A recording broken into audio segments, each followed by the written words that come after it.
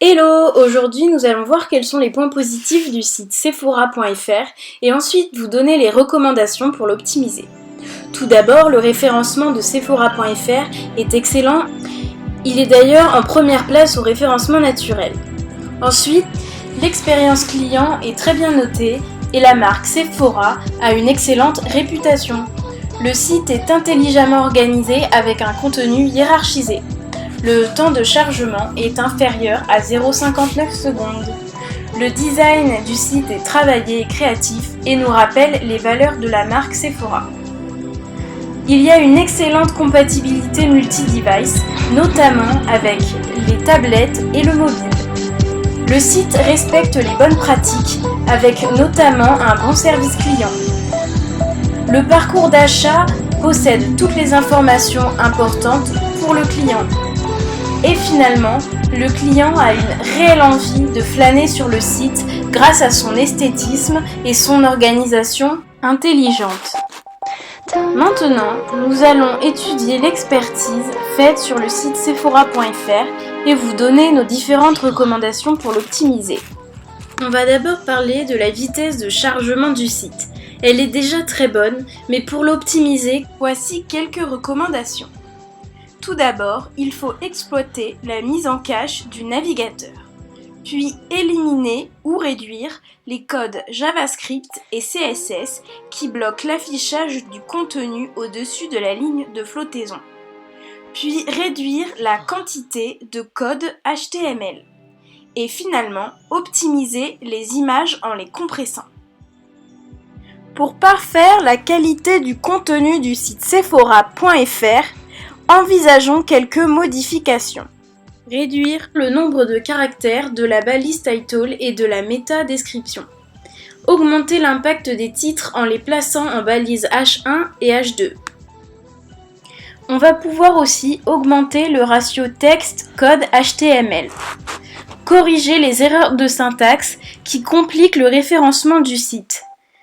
Puis supprimer les underscores, mais aussi utiliser un texte alternatif pour certaines images du site Sephora.fr, encore une fois pour faciliter le travail des moteurs de recherche.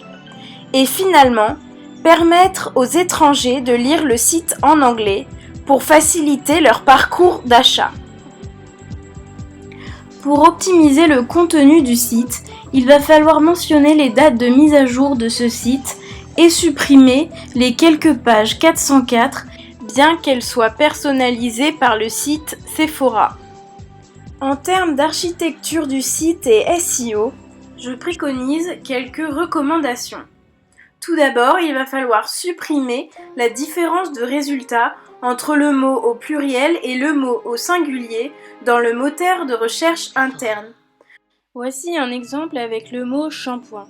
Lorsque l'on entre dans le moteur de recherche interne le mot shampoing au singulier, nous obtenons 91 résultats.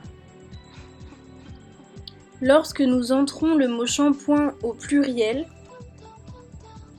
nous obtenons seulement 11 résultats. Cela peut réellement constituer un problème pour la recherche de produits par le client. Ensuite, il faudrait augmenter le nombre de pages indexées.